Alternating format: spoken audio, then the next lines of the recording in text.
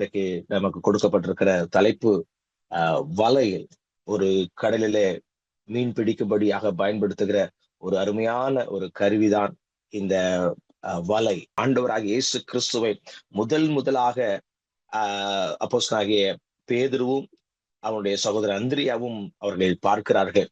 அவர்கள் இயேசு கிறிஸ்துவை பார்த்த பொழுது அவங்க செஞ்ச முதல் காரியம், அவர்கள் தங்களுடைய வலைகளை விட்டு இயேசுவுக்கு பின் செல்லும்படியாக, இயேசுடைய ஊழியத்தை நிறைவேற்றும்படியாக, இயேசு கிறிஸ்துடைய ஊழியக்காரராய் வேலைக்காரர்களை தங்களை முழுவதுமாய் அர்ப்பணிக்கிறதை நாம் இங்கே பார்க்கிறோம்.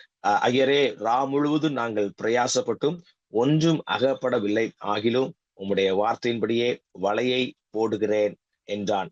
அந்தபடியே அவர்கள் தங்களுடைய வலைகள் கிழிந்து போகத்தக்கதாக மிகுதியான மீன்களை பிடித்தார்கள். அப்பொழுது மற்ற படவிலிருந்து வந்த கூட்டாளிகள் அவர்களுக்கு உதவி செய்ய காட்டினார்கள்.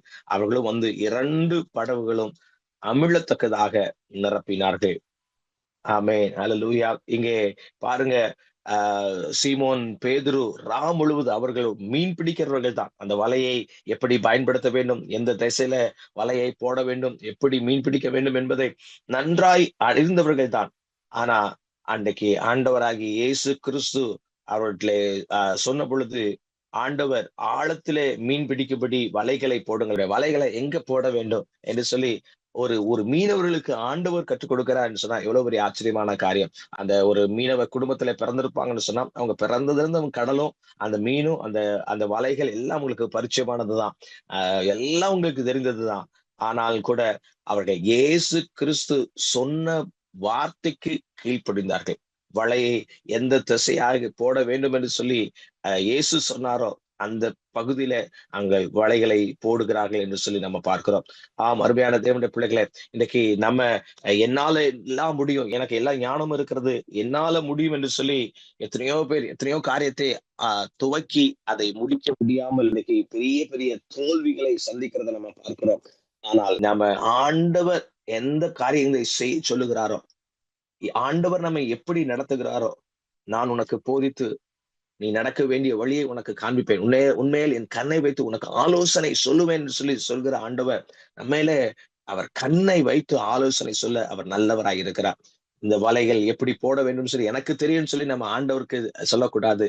இந்த வலைகளை ஆண்டவர் எங்க போட சொல்லுகிறாரோ, நம்ம என்ன காரியம் செய்ய வேண்டும், நம்ம பிசினஸா இருக்கலாம், நம்முடைய படிப்பு காரியமா இருக்கலாம், நம்முடைய பிள்ளைகளுடைய எதிர்கால வாழ்க்கையா இருக்கலாம், நம்முடைய ஊழியமா இருக்கலாம், எந்த சூழ்நிலையிலும் ஆண்டவர் என்ன செய்ய சொல்லுகிறார், ஆண்டவர் இந்த காரியத்துல எனக்கு என்ன ஆலோசனை தருகிறார் என்பதை நாம் ஒவ்வொரு நாளும் கர்த்தருடைய சமூகத்திலே அமர்ந்திருந்து கேட்கும் பொழுது அவர் நமக்கு நிச்சயமாய் ஆலோசனை தந்து நம்மை வழி நடத்துவார். அப்பொழுது அந்த வலை கிளியத்தக்கதாக ஒரு பெரிய ஆசீர்வாதம், நிச்சயமாய் பெரிய ஆசீர்வாதத்தை கர்த்தர் நமக்கு தந்து நம்மை வழி நடத்த கர்த்தர் போதுமானவராய் இருக்கிறார். தங்கள் இதுவரை நம்பியிருக்கிற ஒரு பெரிய தொழில், இதுவரை நம்பியிருக்கிற ஒரு பெரிய கருவி, ஆயுதத்தை, அவங்க வாழ்க்கைக்கு தேவையான, அவங்க குடும்பத்துக்கு தேவையான பணத்தை சம்பாதிக்க பயன்படுத்தி கொண்டிருக்கிற ஒரு பெரிய காரியத்தை விட்டு வர வேண்டும் என்று சொன்னா அது எவ்வளவு பெரிய காரியம். ஆனா அன்றைக்கு அவர்களுக்கு ஒரு வெளிப்பாடு நிச்சயமாய் இருந்திருக்கிறது.